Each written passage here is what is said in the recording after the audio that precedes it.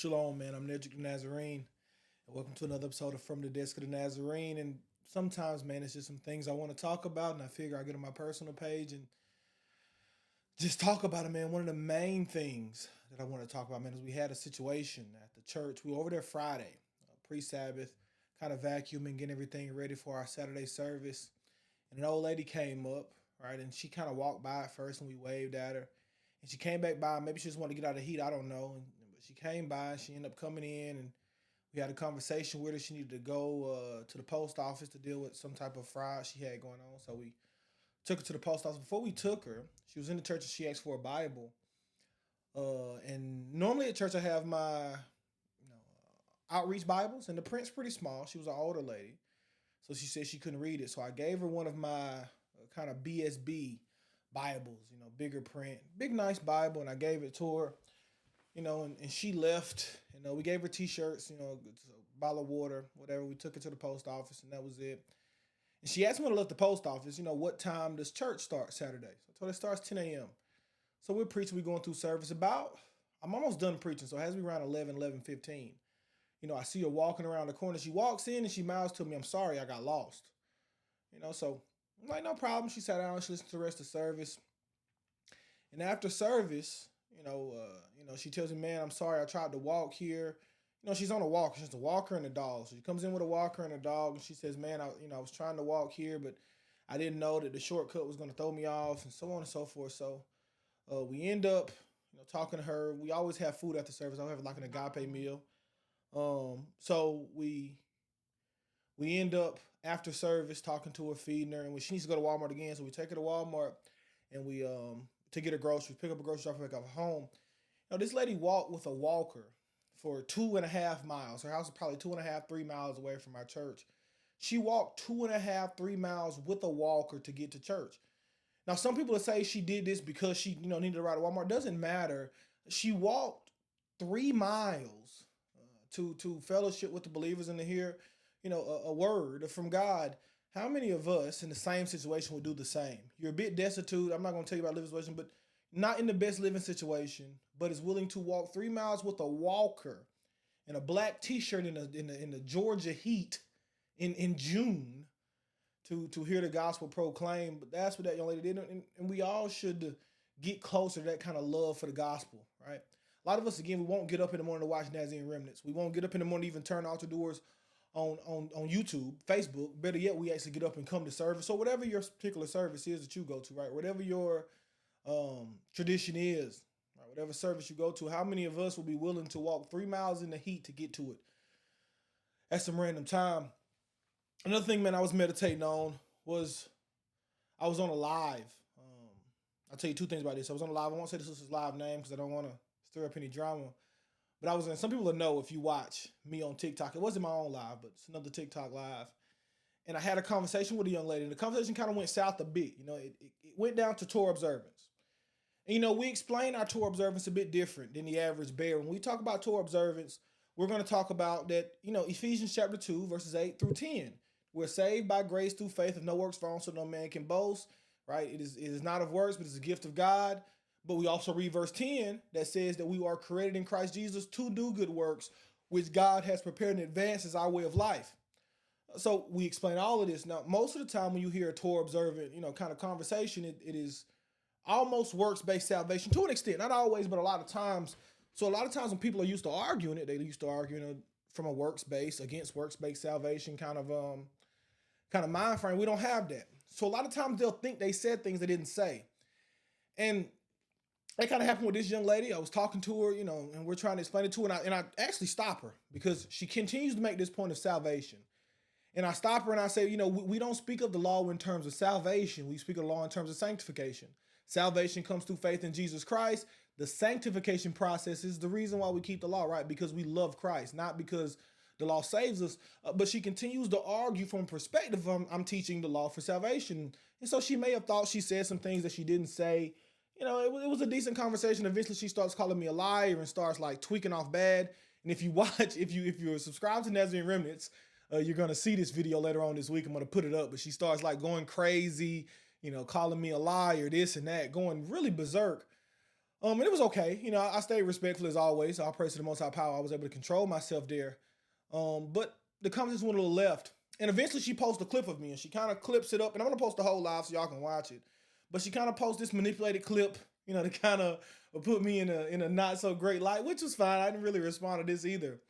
And then eventually, the young lady, depending on who I was on, hosts kind of a review of the panel, of the panel at the time. And she makes it private, as to not embarrass her friend. The other young lady was her friend. And so I end up in the live where they end up reviewing on a private live and we kind of go through it and show my points. And a lot of people on the live may not necessarily agree with my point. Right? A lot of people on the live may not agree with the idea that we should be Torah observant, but they can at least understand the premise. We may disagree on which laws we need to keep, which is normally the argument, but saying to keep the laws because you love God is a thing that most people on this panel agree with. And so we end up reviewing it. While in the middle of reviewing it, we probably watched 5 minutes. The young lady comes up again, and she just starts yelling again, tripping out. You're a liar. You gaslight me. She's tripping. Just yell for like 3 minutes. So I tell the young lady, listen, I want you to preserve your peace. I don't want you to be not peaceful. I'm going to leave and let you kind of sit here in peace because I don't want to, it's no point in me sitting up here and you're yelling. We're not going to get anywhere, right? It's not a productive conversation. So I drop, and eventually the young lady who runs the live, she brings me back up, and I kind of say, listen, this was kind of the point.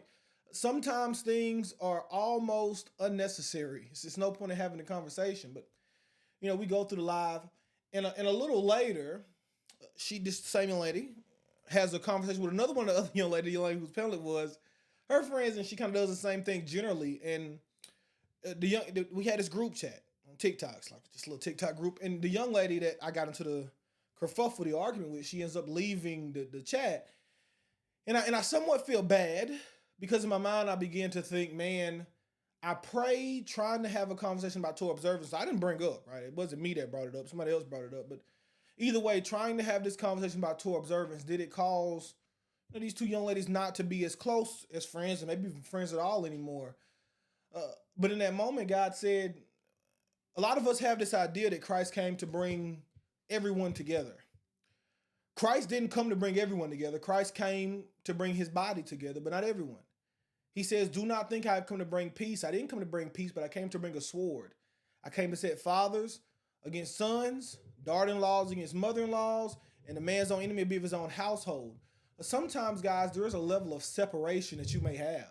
There's a level of separation that may need to take place in your life, not in a way of disrespect.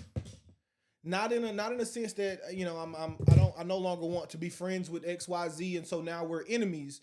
But in a sense that maybe everyone can be your friend in the season you're trying to go to in life. If people aren't taking their walk with Christ seriously and you're trying to, the friendship may not work out in the sense that exists today. We can still be cordial. Still, shoot me a text every once in a while, but the friendship may not be able to exist to the extent in which it exists today, and we have to be okay with this. It's completely normal for friendships to shift. I don't know what that was, but we have to be okay with this, right? We have to get to a point where we say, man, whatever God wants for my life, put it in my life. Whoever God wants in my life, put it in my life. What he doesn't want and who he doesn't want, I want him to remove it. And it may hurt us at the time, but overall it'll be a help to us, right? To be able to walk into the purpose that God has for us with no issues and no problems. Because sometimes when you try to carry dead weight with you, it creates problems. When you try to bring people to rooms they were never designed to be in, it can cause issues. A lot of y'all, man, a lot of people who watch and you are Torah observant, you've lost friends or family because now you don't listen to the secular music. Because now you're keeping the Sabbath, so you can't go to all the Saturday activities. Now your Passover week, your spring feast week and your fall feast week are locked up. Your Pentecost is locked up, right? You don't gossip anymore. You don't slander anymore. You don't get drunk anymore. You don't smoke your weed anymore. All the things that you used to do, you no longer do. You're a new person. That old person has passed away, but they didn't kill that old man at the same time, right? So the person you used to be is dead and gone. They don't exist anymore. Now, that friend is looking for that old person, but he's gone. But your friend is still that old person. Your friend could have become a new person with you, but they didn't. So we have to be okay with evolution in life, whether that be from a business sense, whether that be definitely from a spiritual sense, from a religious sense. We have to be okay that sometimes God levels us up to a point where the friendships that we once had may no longer be advantageous for the position that we're in today. You know, I got a lot of people who I used to be friends with, man, but we do Nazarene Remnants now, and it's a full-time job, along with my other actual full-time job in Altareddoerschurch. My schedule is very packed, and I don't have time for a lot of things that aren't biblically based. I don't have a lot of friends who I can't call and talk about either business or call and talk about the Bible. I'm a husband, I'm a father, I'm a business owner, I'm a pastor, I'm a leader of Nazarene Remnants. You know, we have a lot of things going on. We're trying to write a commentary on Galatians and do a new translation of Galatians. And then we got to write a sermon every week and a Bible study every week. And then we got to get online for 4 or 5 hours a day. And we got to debate online for 4 or 5 hours a day. There are a lot of things, a lot of responsibilities that I have that I can't sacrifice sitting down and talking to you for 7 hours about a basketball game. Me and you are at two different places, and that's okay. I don't hate you. Maybe I got time to talk for maybe 30 minutes, which every once in a while about a basketball game, but I don't have time to talk to you 7 hours a day about it. I don't have time to sit down and play video games with you for 10 hours on the weekends. We got to go to church. We got to run the church. And then we got to feed the homeless, and we have things to do, and you have to be able to get to this point in your life, and you have to be confident enough to say it. Hey, listen, man, my life right now is very heavily focused on what God has for me, so I may not be able to do the things I used to do. The things we used to do together, I may not be able to do them anymore because God has set my life up in a certain way that I have a certain amount of time, and that time has to be used wisely. And it has to be okay. That evolution has to be normal. I would also say don't be scared of the evolution. I had another conversation today. And with that brother, I think that brother may be scared of the evolution. You cannot be afraid, right? You cannot be afraid of where God is taking you. Sometimes where God is taking you may be uncomfortable. Where God is leading you may not be comfortable to you, but it's worth it. It may be a completely uncomfortable position. It may be a position you never thought you would be in, and you may didn't want to be in, but it's worth it. All right? You may not want to lose that friend, but it's worth it. You may not want to change your entire theology, your entire rhythm. To, enter into this Nazarene, this pronomian, this Torah observant life, changes your entire rhythm. I mean, now it made my rhythm better. For example, when we were going to church on Sunday, it ruined my week. Because Mondays are really big for me, right? I got to get up, send invoices. I got a lot of stuff to work on Mondays. Mondays is a long day. And so on Sundays, I wake up early, I go to church, I come back home, I move around, I got to do a bunch of stuff, and then I still got to wake up at 6, 7 a.m. the next morning, latest. I mean, Mondays are earlier, normally 5 a.m. on Mondays. Latest is 7 a.m. on Mondays, most Mondays. Sometimes I sleep in. But most Mondays, 7 a.m. is the latest. Now, we do church on Shabbat, we rest on our Shabbat, we got Sunday to kind of lounge around and go handle some business we need to do, some of the stuff we would have did on Monday. And so now I put my week in a better rhythm. But if I still had worldly friends, if I still had friends that wanted to go out on Saturday or Sunday, it would destroy that rhythm with them. If they want to go out on Saturday, I got church on Saturday, it would destroy that rhythm. And so, but we can't be afraid to enter into this Nazarene, this pronomian lifestyle, because it destroys that rhythm. It's going to destroy some conversations, some friends you used to have, even some religious friends, right? If you got Calvinist religious friends, Catholic, Orthodox religious friends, it doesn't have to ruin that relationship, but you got to understand it may ruin it. But it's worth it in the end. It's worth it in the end to be what God has called you to be, to walk as God has called you to walk. It's completely worth it 100% of the time and 2 times on Shabbat. It is worth that change. It is worth that relationship maybe not being exactly what it was before. And we have to be okay with this. We have to be able to go through the shaking, the beating, and the pressing. Right? We have to be able to be made into wine. We have to be able to be purified. I want to be tried like fire, purified. Take whatever you desire, Lord, here's my life. And it has to be a true saying that you have in your heart, that no matter what God has in store for me, I'm willing to endure it. I'm willing to go through it because it's going to lead me to the place that God wants me to be at. And I may lose friends, and I may lose relationship with family. I may not be as close with people as I used to be close with, but God will deliver unto me a better family. Right? God will deliver unto me a better way of life, a better rhythm than the one that I thought I had. God will make everything better. So don't be afraid of that separation, guys. Sometimes that separation comes and it is what it is. Sometimes it introduces a hard patch in your life.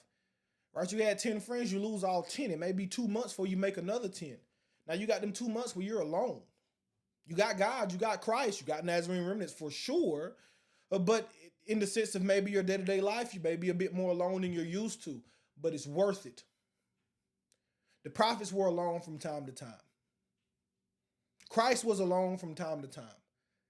The apostles were alone from time to time, but it was worth it to build yourself to where God wants you to be. So don't be afraid of this pronomian, this Nazarene lifestyle, or just the biblical lifestyle in general because of what it may cost you. It's worth everything it's going to cost you. Now, on this same young ladies panel, guys, we had another discussion the next day with two brothers and sisters. And at first, when I went up for this conversation, it was a bit contentious. And if you know me, at least nowadays, I don't love contentious conversations, especially on other people's panels. I like to be able to teach and get my points across, but I'm a debater, but not that kind of debater. I'm a teaching debater. That makes sense, right? I want people to understand what I'm saying. I don't want to just get points, right? We're not trying to win on points. We're trying to win on souls, right? We want souls to be saved. That's how we count our wins and losses, right? We count our wins and losses by souls being saved. One good example of this is I told people this on TikTok, on YouTube and TikTok today. One of the biggest wins that we had for Nazarene Remnants, man, was that this Passover, man, we probably had 30, 50 people who this was their first time keeping Passover this year because of what they watched and saw on Nazarene Remnants, because of what we told them, what we've taught them. This was their first time ever keeping the Passover. We have people every week tell us, email us, man, I'm trying to keep Shabbat this week. What is the Shabbat rhythm? What do I do to keep Shabbat? These are the wins that we look for, people getting understanding. I still remember one time this guy was on YouTube and we explained to him the two yoke theology, right? We explained to him that the yoke of Paul, not the yoke of Paul, the two yokes that Paul talks about, one is the yoke of God, which is good. The law is holy, just, and good. And one is the yoke of the scribes and the Pharisees. This is the one he fights against, right? One is sin. Paul is saying the law of sin versus the law of God. When we explained this theology to him, it's like a light bulb went off in his head and he finally got it. And this is what we live for, guys. This is what we seek when we do the missions that we do, and we live the way that we want to live, and we live the way that we do live, and teach the way that we teach. It is to bring people to the truth of the knowledge of Jesus Christ, right? It is to bring people to the truth of the knowledge of the Bible, of the pronomian Nazarene lifestyle. So we're on this panel. It gets a bit contentious at first. And I got a brother and a sister who I'm kind of going back and forth with. And at first, it's, here's another hard thing. And I'll tell you, here's kind of a problem with some Torah observant lifestyle. That's why I say I'm a pronomian Nazarene, necessarily Torah observant, because Torah observant is so wide. That's why I don't go on a lot of panels other than my own. It's not because I'm afraid.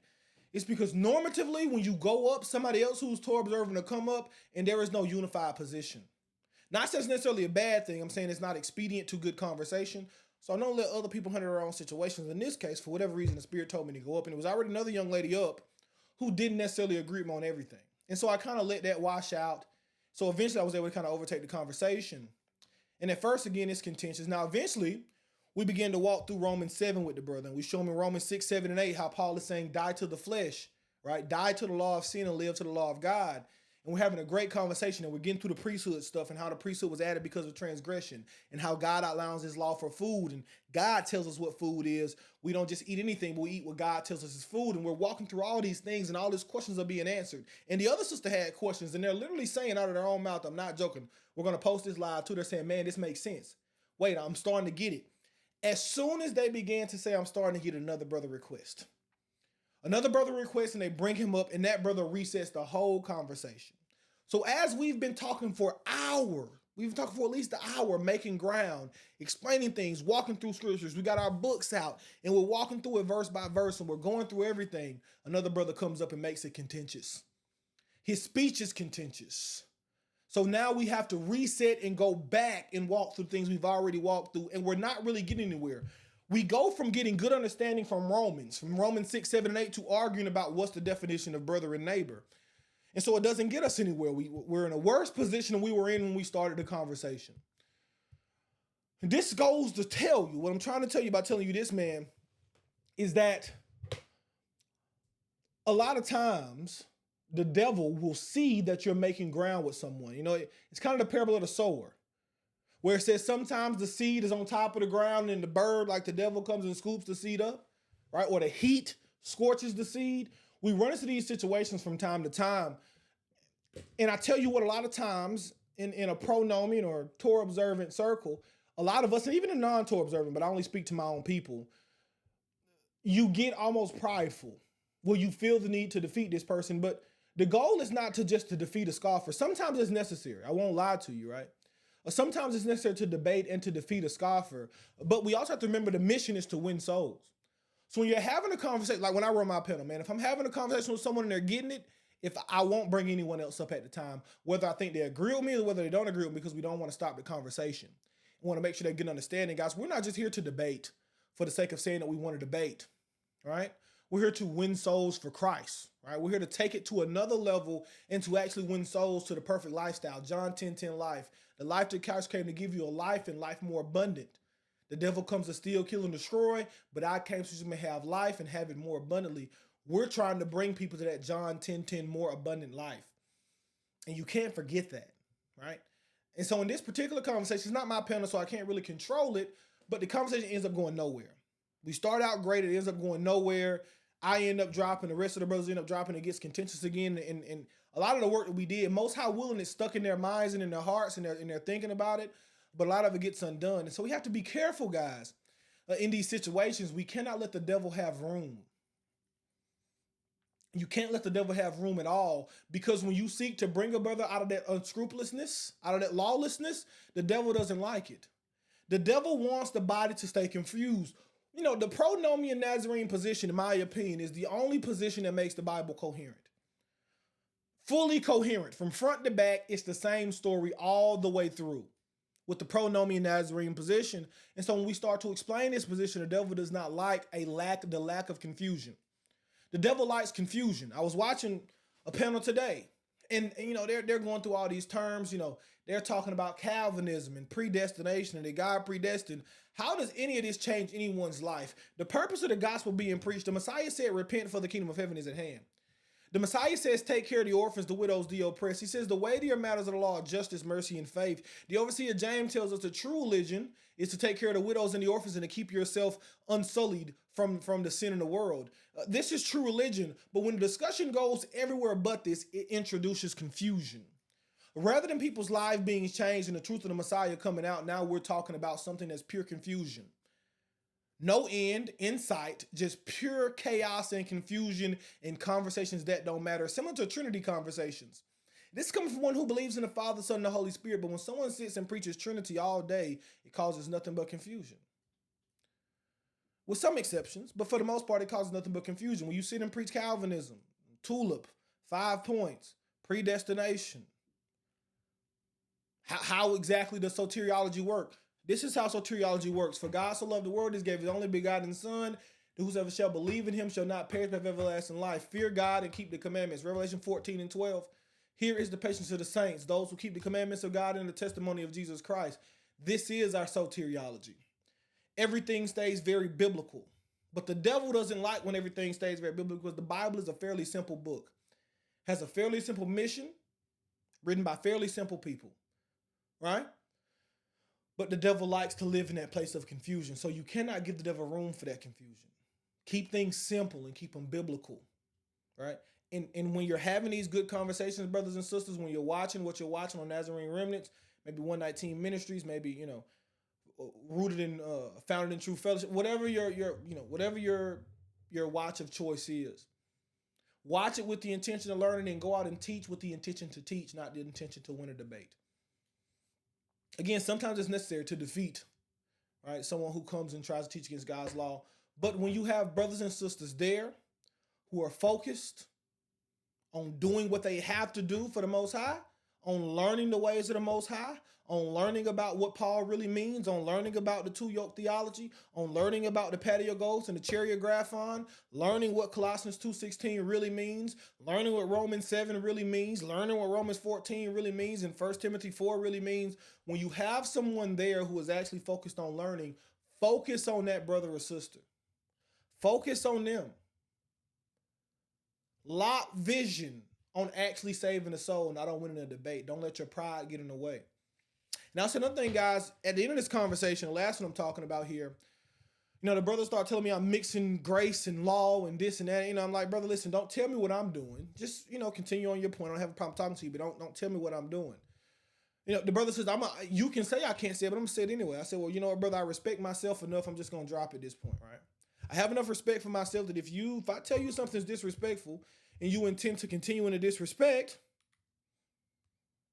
then I'm gonna, I'm gonna I'm gonna just drop. I'm gonna get out of here. And we have to have the same experience, guys. We can't live in the same space that a Sam Shimon, a Jay Dyer, so on and so forth. Even though David Wood lives in it. We can't live in that space. Because of the Torah that we proclaim and the true gospel that we proclaim and the way that we're called to represent the Messiah, we have an obligation to you can't get to that point. You can't get to the point where you're so angry you can no longer speak. You can't get to the point where you're so angry you call somebody out of their name. You cannot reach that point of anger. And if you know yourself well enough, remove yourself from situations that you know are going to make you angry. If you know having this conversation is going to lead you to sin, guess what? Don't have the conversation. It's just that simple. Leave the conversation. You don't need it. You don't need to win that badge. You're going to disrespect Christ. Don't ever let Christ. One of my prayers every single day is, Christ, Father, make me a better example. Make me a better example.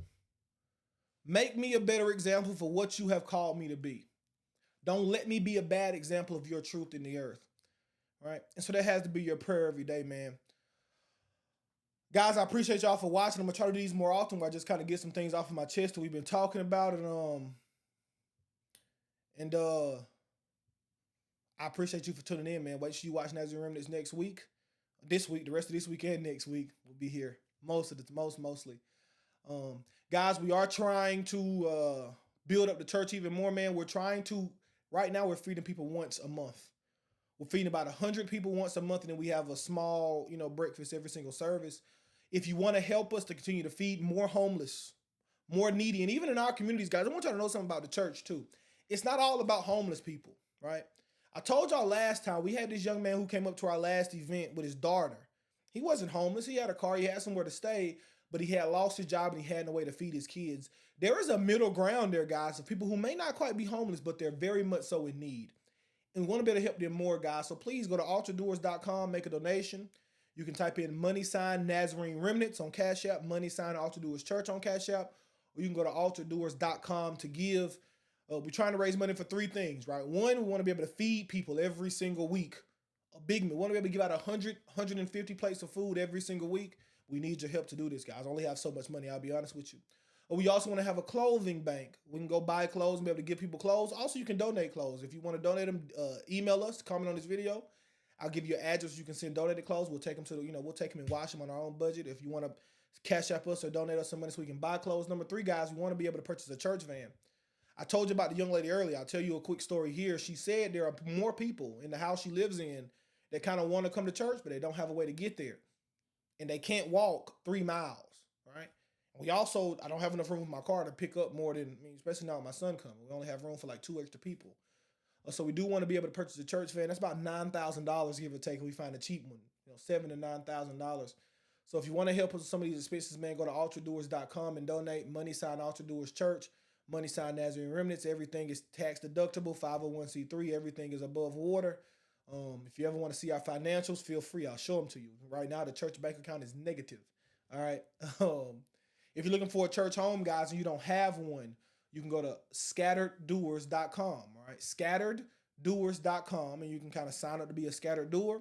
We'll send you a text message every single week with our Bible study, our church service. You can watch us online. You can be a part of the body without physically being located with us. Or you can move to Augusta and join Altareddoers Church. You can also go to NazareneRemnants.org, man, and get a lot of our teachings. All right. God bless you, man. See you on Nazarene Remnants Tuesday through Friday, sometimes Mondays, from about 10 a.m. on YouTube till about 2 p.m. in the afternoon. You can also catch us every Tuesday, 6 p.m. for Bible study on Nazarene Catechism and Altareddoers Church, and then our Sabbath service on Altareddoers Church every Shabbat. God bless you guys. We'll see you next time.